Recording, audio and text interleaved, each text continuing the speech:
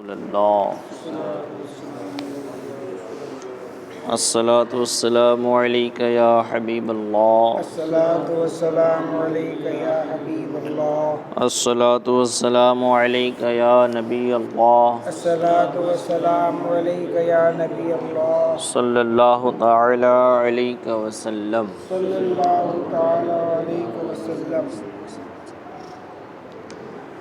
جانوروں سے شکار کرنے کا بیان چل رہا ہے، جس میں 44 مسئلے بیان ہو چکے ہیں۔ مسئلہ نمبر 45 سے آج گفتگو ہوگی۔ کل یہ سماعت کیا تھا، شکار کا ہاتھ یا پاؤں کٹ گیا لیکن جدا نہیں ہوا ہے۔ اگر اتنا کٹا ہے کہ جڑنا ممکن ہے اور شکار مر گیا تو یہ ٹکڑا بھی کھایا جا سکتا ہے، اور اگر جڑنا ناممکن ہے کہ بالکل پورا ہی کٹ گیا ہے، صرف چمڑی سے اٹکا ہوا ہے، تو اس شکار کو کھایا جائے گا، لیکن جو کٹا ہوا وہ جو پیر ہے اس کو نہیں کھایا جائے گا۔ مسئلہ نمبر 45۔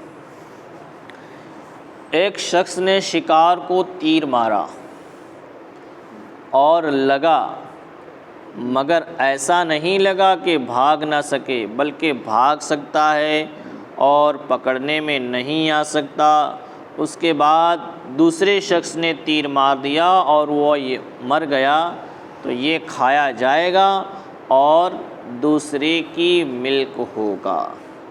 ایک شخص نے جانور کو تیر مارا، تیر لگا بھی، لیکن جانور کو اتنا سخت نہیں لگا کہ وہ گر جائے، بلکہ وہ اور بھاگ رہا ہے یہاں تک کہ وہ پکڑنے میں بھی نہیں آ سکتا۔ جب پکڑنے ہی میں نہیں آ سکتا تو پتہ چلا کہ اس کا جو تیر جو ہے اس نے اس کو برابر زخمی نہیں کیا، اور جب پکڑنے میں نہیں آ سکتا تھا تو دوسرے آدمی نے اسی جانور پر تیر چلا دیا، اور اس حالت میں وہ تیر اس سے لگا اور وہ مر گیا۔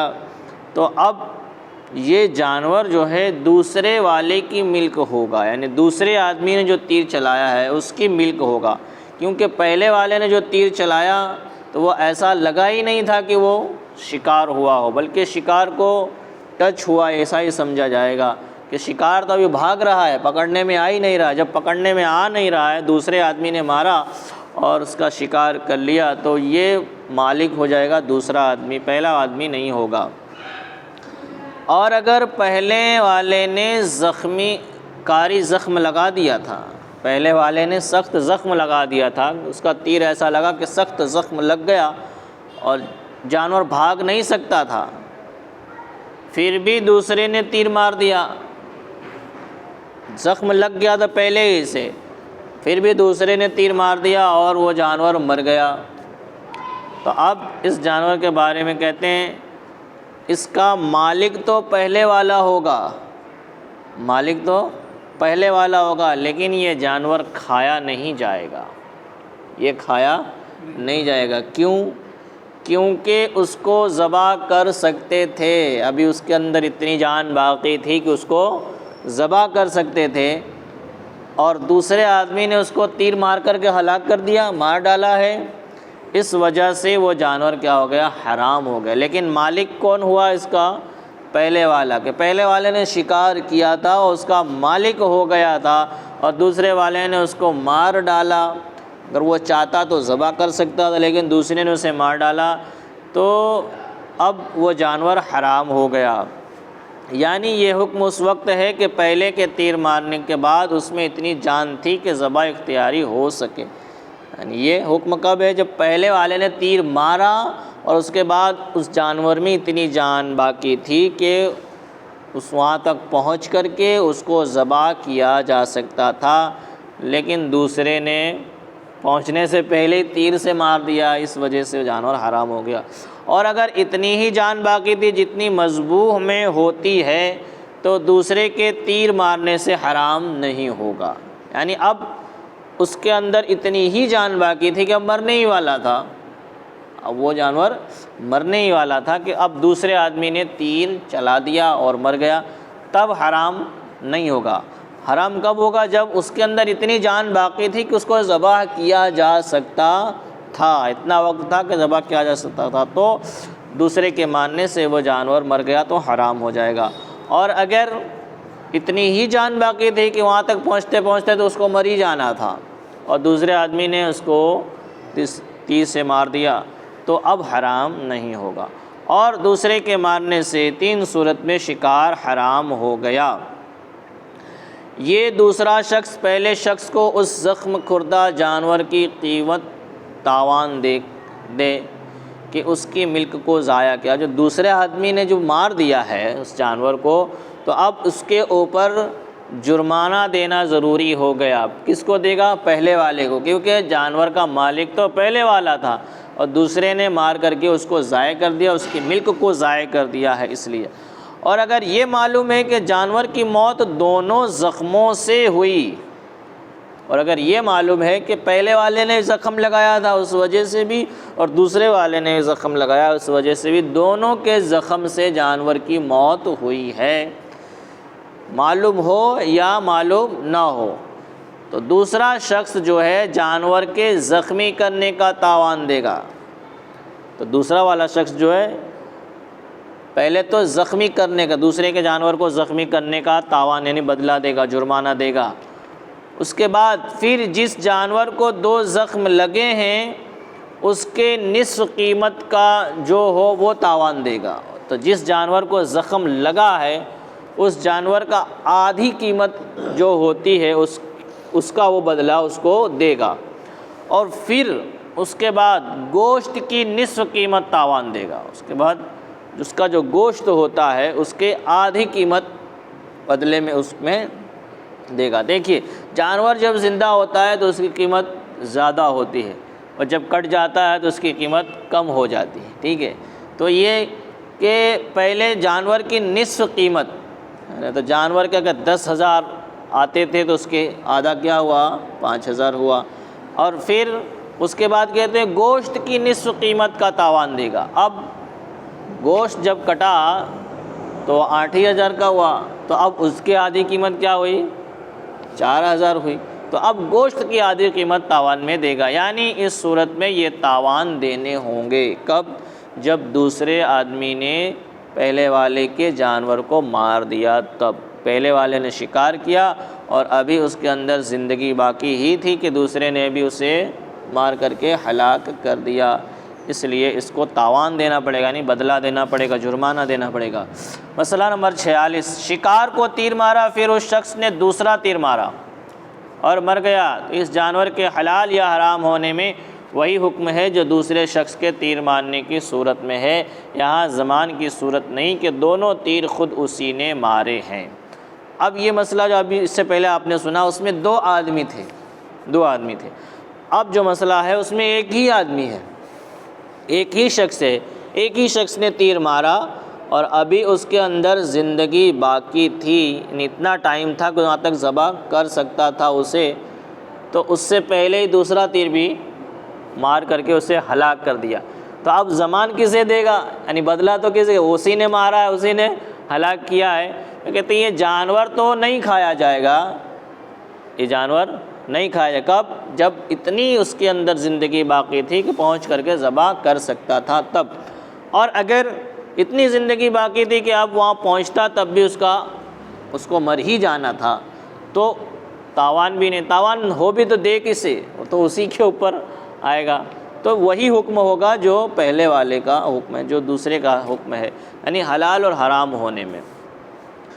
مسئلہ نمبر 47، پہاڑ کی چوٹی پر شکار مارا اور پورا گھائل ہو گیا۔ پہاڑ کی چوٹی پہ شکار تھا، اس کو نیچے سے مارا اور وہ گھائل بھی ہو گیا۔ اب وہ بھاگ نہیں سکتا، وہ جانور بھاگ نہیں سکتا ہے کہ اس نے پھر دوسرا تیر مار کر کے اتارا، دوسرا تیر مارا اور اب تھوڑی اس کے اندر جان باقی، دوسرا تیر مارا کہ لڑک کر کے وہ زمین پر آ گیا۔ تو اب یہ جو دوسرا تیر لگنے سے مر گیا، دوسرا تیر لگنے سے مر گیا تو جانور حلال نہیں ہوا، یہ کیا ہو گیا؟ حرام ہو گیا۔ کہ پہلا والا تیر جو مارا تھا تو اسی میں اگر وہ مر جاتا تو وہ حلال ہوتا، لیکن شکار ہو گیا اس کے بعد دوسرا تیر مار کر کے اس کو اتارا ہے تو پھر یہ کیا ہو گیا؟ حرام ہو گیا، یعنی اس نے ہلاک کر دیا اسے۔ اس لیے مسئلہ نمبر 48، پرند کو رات میں پکڑنا مباح ہے مگر بہتر یہ ہے کہ رات کو نہ پکڑے۔ پرندوں کا شکار کرنا جو ہے، پکڑنا، شکار کرنا، رات میں پکڑنا جائز ہے، لیکن بہتر یہی ہے کہ رات میں نہ پکڑے۔ بہتر کیا ہے؟ رات۔ مباح جو آپ سمجھ لیجئے، مباح میں کیا ہوتا ہے؟ نہ اس میں کوئی ثواب ہوتا ہے نہ کوئی عذاب ہوتا ہے۔ مباح کا مطلب جائز ہے، کرو گے تو کوئی ثواب بھی نہیں ملے گا اور نہیں کرو گے تو کوئی گناہ بھی نہیں ہوگا۔ مباح کا یہ مطلب ہوتا ہے۔ مسئلہ نمبر 49، باز اور شکرے وغیرہ کو زندہ پرند پر سکھانا ممنوع ہے کہ اس پرند کو ایذا دینا ہے، بلکہ ذبح کیے ہوئے جانور پر سکھایا جائے۔ باز کو سکھانا ہو یعنی اسے معلم بنانا ہو، یا شکرا کو سکھانا ہو، تو اب اس کو زندہ پرندے پہ چھوڑ کر کے سکھانے کی کوشش نہ کی جائے، کیونکہ زندہ پرندے کو مارے گا اور پھر اسے ختم کر دے گا، تو نہ اس کے کھانے کے لائق ہوگا نہ کچھ نہیں، وہ ایک جان جائے گی۔ تو اگر ان کو سکھانا ہے تو ذبح کیے ہوئے پرندے پر سکھائے، یعنی پرندے کو پہلے ذبح کرے اور پھر اس کے اوپر چھوڑے اور پھر بلائے، چھوڑے تو جائے اور بلائے تو واپس آ جائے، تو سمجھ لیجئے کہ اب یہ سیکھ گیا ہے۔ اور اگر زندہ پہ چھوڑ دیا تو وہ مار ڈالے گا تو پھر کسی کام کا تو ہے نہیں، کسی استعمال میں آنے والا حرام ہوگا۔ اس لیے زندہ پرندے پر نہ سکھایا جائے بلکہ ذبح کیے ہوئے پرندے پر سکھایا جائے۔ مسئلہ نمبر 50، معلم باز نے کسی جانور کو پکڑا اور مار ڈالا اور یہ معلوم نہیں کہ کسی نے چھوڑا ہے یا نہیں، ایسی حالت میں جانور حلال نہیں ہے کہ شک کس سے حلت ثابت نہیں ہوتی۔ ایک سکھایا ہوا باز، کسی کا باز تھا، اس نے کسی جانور کو پکڑا اور اسے مار ڈالا، تو اب سکھایا ہوا ہے تو جائز ہونا چاہیے، لیکن مسئلہ یہاں پر یہ ہے کہ پتہ نہیں کسی نے چھوڑا ہے یا نہیں چھوڑا اس کو، تو یہ بھی تو ضروری ہے کہ اسے چھوڑا جائے، اپنے آپ شکار کرے تو وہ حلال نہیں ہوتا۔ اگر اسے چھوڑا ہے یا نہیں چھوڑا تو ایسی حالت میں بھی جانور کو حلال نہیں مانا جائے گا، کیونکہ شک کی وجہ سے حلال ہونا ثابت نہیں ہوتا، کیونکہ معلوم ہی نہیں ہے کہ کسی نے چھوڑا ہے یا نہیں چھوڑا ہے۔ اور اگر معلوم ہے کہ فلاں نے چھوڑا ہے، شکار تو ہو گیا ہے لیکن معلوم ہے کہ فلاں شخص نے چھوڑا ہے، تو اب چھوڑا ہے تو تم نہیں لے سکتے، اس کا مالک تو وہ ہے، جس نے چھوڑا ہے وہ مالک ہے، تو بغیر اجازت مالک اس کا لینا حلال نہیں ہے۔ تو جس نے چھوڑا ہوگا اس باز کو یا شکرا کو، وہ اس کا مالک ہوگا جس شکار کیا گیا ہے۔ مسئلہ نمبر 51، کسی دوسرے شخص کا معلم کتا یا باز مار ڈالا یا کسی کی بلی کو مار ڈالا تو اس کی قیمت کا تاوان دینا ہوگا۔ کسی کی بلی مار ڈالی، کسی کی مرغی مار ڈالی، بکری مار ڈالی تو اس کا بدلہ دینا پڑے گا، لیکن ہوتا ایسا ہے کہ اگر کسی کی مرغی یا بکری مر گئے تو اگر 200 کی ہو تو جس کی ہوتی ہے وہ ڈبل مانگتا ہے، سوچتا ہے یہی موقع ہے اچھا لینے کا۔ تو ایسا نہیں ہونا چاہیے، جتنی قیمت کا مطلب ہوتا ہے اتنا لینا چاہیے، لینے والے کو بھی اور دینے والے کو بھی اتنا دینا چاہیے جتنی کی قیمت ہوتی ہے۔ تو مسئلہ یہی ہے کہ کسی شخص کا چاہے کتا ہو، سکھایا ہوا کتا ہو یا سکھایا ہوا باز ہو یا بلی ہو، اس کو اگر مار ڈالا تو اس کی قیمت کا تاوان دینا ہوگا، یعنی اس کا جرمانہ دینا پڑے گا جس نے مار ڈالا ہے۔ اسی طرح دوسرے کی ہر وہ چیز جس کی بیع جائز ہے تلف کر دینے سے تاوان دینا ہوگا۔ کسی کی کوئی بھی چیز ہو جس کو بیچا جاتا ہے، کوئی بھی چیز جس کو بیچا جاتا ہے، اگر دوسرے کی ہے اور اس کو ختم کر دیا یعنی برباد کر دیا تو اس کی قیمت دینی ہوگی، اس کا تاوان دینا پڑے گا، اس کا جرمانہ دینا پڑے گا۔ مسئلہ نمبر 52، معلم کتے کا ہبہ اور وصیت جائز ہے۔ مطلب ہبہ کا مطلب کسی کا کتا ہے تو اس کو آپ دوسرے کو تحفے میں دے سکتے ہیں، ہبہ کا مطلب مالک بنا دینا، مالک بنا سکتے۔ اسی طریقے سے وصیت بھی اس کی جائز ہے، کس کی؟ سکھائے ہوئے کتے کی، کہ وصیت کر جائے کہ میرے مرنے کے بعد یہ کتا فلاں کا ہوگا، اس کو کہتے ہیں وصیت، ٹھیک ہے۔ تو اس کی وصیت بھی جائز ہے۔ مسئلہ نمبر 53، بعض جگہ روسا اور زمیندار اپنے علاقے میں دوسرے لوگوں کے شکار کرنے کی ممانعت کر دیتے ہیں۔ کچھ جگہوں پر جو مالدار اور بڑے بڑے لوگ ہوتے ہیں وہ اپنے علاقوں میں دوسرے کو شکار نہیں کرنے دیتے، اپنے علاقے میں کسی دوسرے کو شکار نہیں کرنے دیتے۔ ان کا مقصد کیا ہوتا ہے؟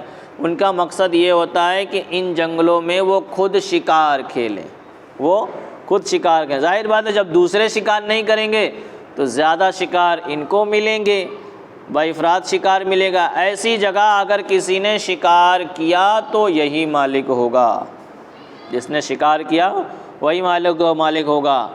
مالداروں کے منع کر دینے کی وجہ سے وہ شرعاً منع نہیں ہو جائے گا، جو شکار کرے گا وہی اس کا مالک ہو۔ جنگل میں جانور کا جو شکار کرے وہ اس کا مالک۔ اگر کوئی وہاں کا دادا اپنے علاقے کا منع کر دے اور پھر وہاں کوئی دوسرا آدمی جا کر شکار کر لے تو وہ شکار اس کا نہیں ہوگا جس نے منع کیا ہے، کیونکہ جنگل اس کا نہیں ہے۔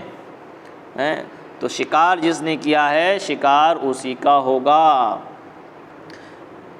اور اس میں ان کی ممانعت کا شرعاً کوئی اعتبار نہیں کہ شکار ان کی ملک نہیں ہے، منع کرنے سے منع نہیں ہو جائے گا، بلکہ جو پکڑے گا اسی کی ملک ہے، جو پکڑے گا وہ اس کا مالک ہے۔ اسی طریقے سے تالاب وغیرہ میں جو مچھلیاں جو ہوتی ہیں، وہ تالاب جو عام تالاب ہو، یعنی اس کا کوئی مالک نہ ہو، اور اس میں سے جو مچھلی اگر کوئی پکڑ لے تو جو مچھلی پکڑے گا وہ اس کا مالک ہوگا۔ بہت جگہ زمیندار جو ہوتے ہیں، مالدار لوگ، زمیندار لوگ، وہ کیا کرتے، تالابوں سے مچھلیاں بھی نہیں مارنے دیتے، اور جو مارتا ہے اس سے چھین لیتے ہیں، جو پکڑتا ہے اس سے مچھلیاں چھین لیتے ہیں۔ یہ ان کا فعل ناجائز و حرام ہے۔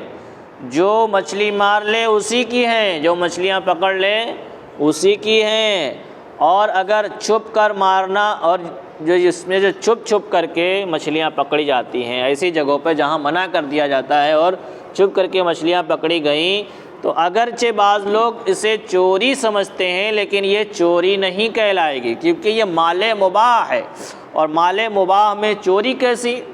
مال مباح میں چوری یعنی جو مال جائز ہے اس میں چوری کیسی؟ آپ کے پاس پیسے ہیں، آپ اس کے مالک ہیں، اور چھپ کے آپ اس کو استعمال کر لیں تو کیا آپ نے چوری کی؟ نہیں، آپ نے مباح مال کو استعمال کیا تو آپ نے چوری نہیں کی۔ تو اسی طریقے سے وہ تالاب کی مچھلی، جس تالاب کا کوئی مالک نہیں ہے، اس کی مچھلیوں کو اگرچہ پکڑنے سے لوگوں نے منع کر دیا ہو، لیکن جو پکڑ لے گا وہ اس کا مالک ہوگا۔ مسئلہ نمبر 55، یہ آخری مسئلہ ہے اس بیان کا۔ بعض لوگ مچھلیوں کے شکار میں زندہ مچھلی یا زندہ مینڈکی کانٹے میں پرو دیتے ہیں اور اس سے بڑی مچھلی پھنساتے ہیں۔ ایسا کرنا منع ہے کہ اس جانور کو ایذا دینا ہے۔ اسی طرح زندہ گھیسا کانٹے میں پرو کر شکار کرتے ہیں، یہ بھی منع ہے۔ کچھ جگہوں پر جو مچھلی پکڑتے ہیں تو جو مچھلی پکڑنے کا کانٹا ہوتا ہے، کانٹی بولتے ہیں، اس کے اندر چھوٹی مچھلی ڈال دیتے ہیں، تو اب اس چھوٹی مچھلی کو دیکھ کر بڑی مچھلی اس میں پھنستی ہے، یا یہ کہ اس میں چھوٹی سی دیڑکی اس کو اس میں پرو دیتے ہیں، زندہ، مردہ نہیں، زندہ۔ اب اس کو پھر پانی میں ڈالتے ہیں تو اس کو دیکھ کر کے مچھلی آتی ہے اور پکڑی جاتی ہے۔ تو اس طریقے سے مچھلی پکڑنا اور پھنسانا کیا ہے؟ منع ہے۔ کیوں؟ کیونکہ ایک زندہ جانور کو تکلیف دینا ہے، زندہ جانور کو کیا ہے؟ تکلیف دینا ہے، اس لیے۔ اور اسی طریقے سے زندہ گھیسا کانٹے میں پرو کر شکار کرتے ہیں، یہ بھی منع ہے۔ زندہ گھیسا کیا ہوتا ہے؟ زمین کے اندر سے وہ زمین کا کیڑا نکلتا ہے، لمبا لمبا سانپ جیسا دکھتا ہے، لیکن وہ سانپ نہیں ہوتا، اس کو گھیسا کہا جاتا ہے اردو میں، ٹھیک ہے۔ تو اس کو وہ مٹی ہی کھاتا ہے، اور مٹی ہی میں وہ جو گھیسا ہوتا ہے مٹی ہی کھاتا ہے، مٹی میں ہی پیدا ہوتا ہے۔ تو اس کو چھوٹے چھوٹے کر کے زندہ حالت میں اس میں پرو دیتے ہیں اور پھر اس سے مچھلیاں پکڑتے ہیں۔ تو ایسا کرنا کیا ہے؟ منع ہے۔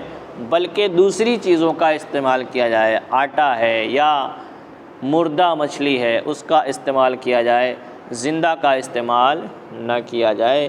لہٰذا اس طریقے سے شریعت کے احکام ہیں شکار کرنے کے تعلق سے، چاہے وہ جنگلی شکار ہو یا مچھلی کا شکار ہو یا کوئی اور شکار ہو، اس میں کون کس کا مالک ہوتا ہے اس کا سارا بیان یہاں تک مکمل ہو چکا۔ انشاءاللہ باقی کے دوسرے بیان سے پھر گفتگو کریں گے۔ اللہ تبارک و تعالیٰ کی بارگاہ میں دعا ہے کہ مولا جو کچھ بھی بیان ہوا اسے ہمیں سمجھنے کی، اس پہ عمل کرنے کی، ذہنوں میں محفوظ رکھنے کی توفیق عطا فرما، علم کی لازوال دولت سے مالا مال فرما، ایمان کے ساتھ رکھ، ایمان پر خاتمہ عطا فرما۔ اللہم ربنا تقبل منا انک انت السمیع العلیم وتب علینا انک انت التواب الرحیم برحمتک یا ارحم الراحمین۔